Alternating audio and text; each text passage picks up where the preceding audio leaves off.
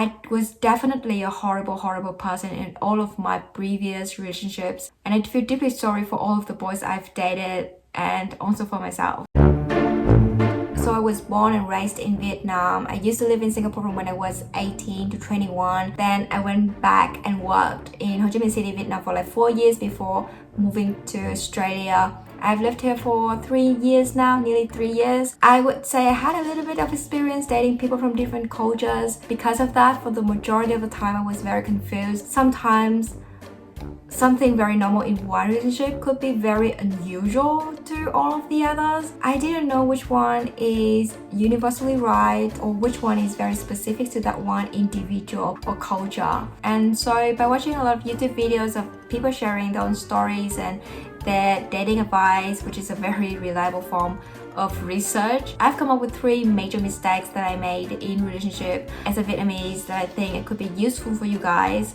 I hope once and for all I could be a slightly better person in the current relationship that I'm in. The number one biggest mistake that I made that I still cringe so hard every time I think about it until these days is neediness. I would blame this on my culture and all of the Chinese and Korean dramas I've consumed in the past 20 years because in those dramas the Prince Charming doesn't seem to have a job, hobbies or friends, because all he does is just thinking about his girl, texting his girl, hanging out with his girl. And at the same time in Vietnam, or at least according to a lot of my girlfriends, the guys are expected to text the girl at least 2 to 3 times a day, basically just to ask, what are you doing? Have you eaten? Where have you been? Etc. Sometimes even without anything important. And to my defense, in my first relationship with a Singaporean boy, I don't think I was clingy or needy. We did long distance, and I remember there were so many times he complained that I didn't text him enough. There was one time he went bonker when I forgot to bring my phone with me when I was at my relatives, and he couldn't reach me for a few hours.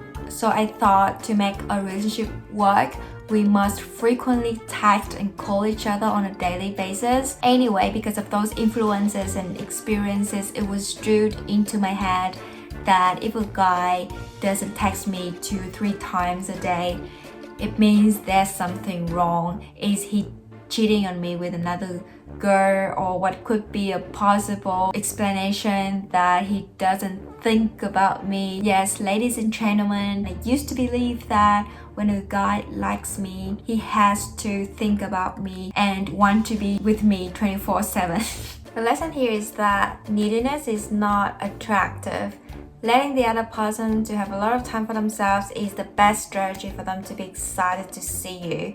It goes the same way for you as well. I realized that the more time I spend on my own, focusing on my work and hobbies, the more excited and happier I am when I spend time with my boyfriend. Of course, in the beginning, when things are new, there are days when you guys text each other constantly. But when things become less heated, you may experience less frequent texting and calling, and you may feel like you're losing something slowly. But don't panic like I did, because it is very normal. There's so much unnecessary anxiety and headache that I caused for myself, and that put a strain on my relationships. But then now I don't even know what would be the right frequency of texting each other.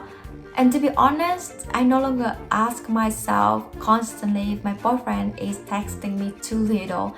It's not even on my mind. If he texts, he's text. If I text him, I text him, and that's it. I've never felt like this in any of my previous relationships. I no longer think that if my boyfriend doesn't text me as often as I expect, it means that he's losing interest in me, and it means that he may realize that I'm not good enough.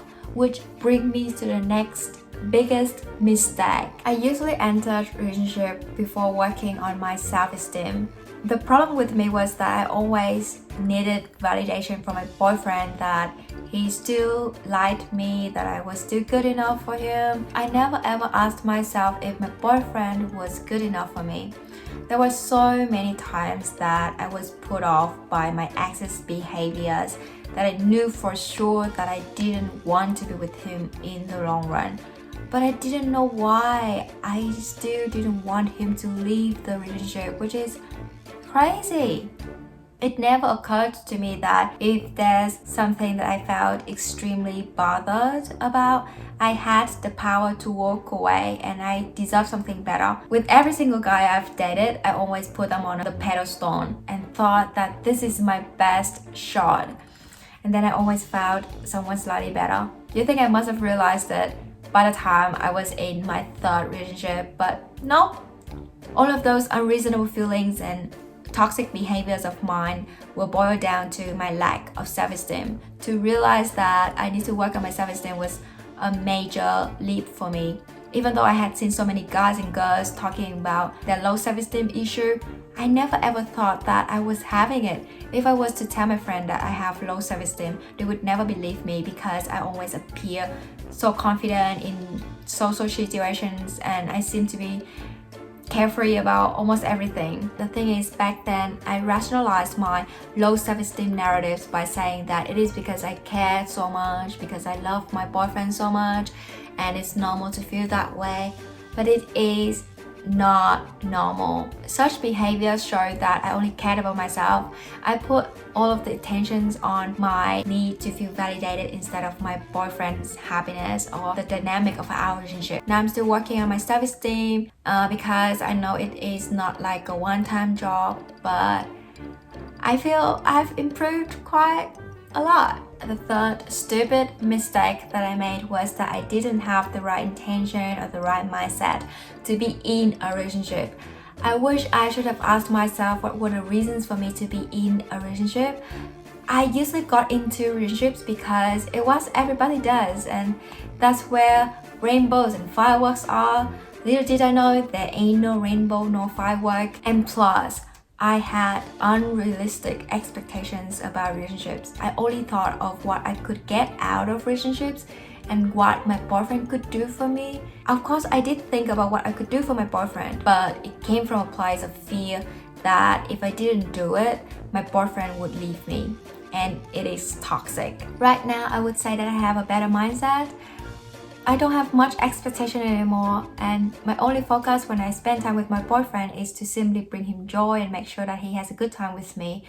And to do that, as cliche as it may sound, I needed to love myself first. I needed to feel fulfilled as a person so that I could give somebody something that I already have in abundance. And this mindset has saved me a lot of time and energy from being worried about unnecessary stuff because I only have this one very focused intention or direction that I just need to make sure all of my actions are aligned with this intention.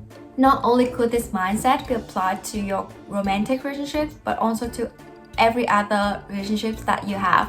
When you spend time with your friends, your colleagues, your family, and when all of your actions are directed towards the intention to make sure that everyone feels comfortable, respected, and loved, then of course people will love to spend time with you more. Generally, people would avoid to be around you if you always need something from them. And it is not rocket science. I didn't know why it took me so much time to figure it out. Another thing I should have figured myself before entering a relationship is whether I wanted a marriage at the end of the road or just wanted an experience, and of course still be open to the possibility of higher commitments.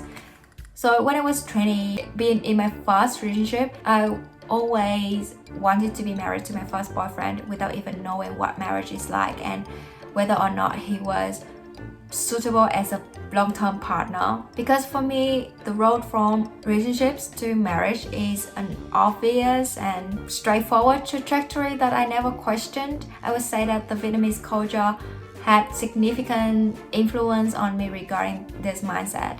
Right now, I'm so glad that my wish didn't come true. Otherwise, I would have regretted it for the rest of my life if I had got married that young. The intention of getting into a relationship is very important because then firstly, you know what would be the qualities of a person that you're looking for. If you're looking for something fun, then you may not need to look at some long-term qualities, but if you're looking for something more serious, then of course there are a bunch of other things that you need to consider. Secondly, because you need to communicate your intention to the other person, especially when you date people from different cultures, because boys coming from a very conservative culture, the world out there is sometimes too crazy for me. So in Vietnam, the progress of a relationship may be a bit different. When we first meet each other and hang out to get to know each other, even if it's one-on-one, we never consider it as dating. Only when either the guy or the girl confesses to the other and both people decided to be in a relationship, then hanging out is officially considered dating, and it implies exclusivity, and then sex come into the picture. I never know anyone in my circle of friends in Vietnam that have sex just to see how it goes. But in Australia, and I would say a lot of Western countries, casual dating, which is likely to involve sex and people going out with a bunch of other people at the same time, is very common. Relationships then come later when there are deeper connections. For me, having sex with more than one person at a time is a bit reckless and appalling, but it's just my opinion.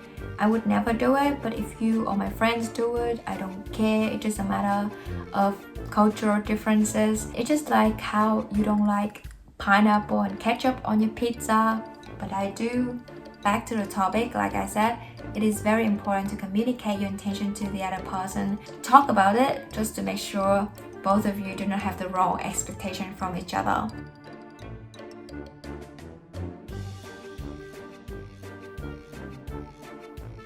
Anyway, those are the 3 biggest embarrassing mistakes that I made in dating that I thought I should share. Thanks for watching until now. I'll see you in my next video. Bye.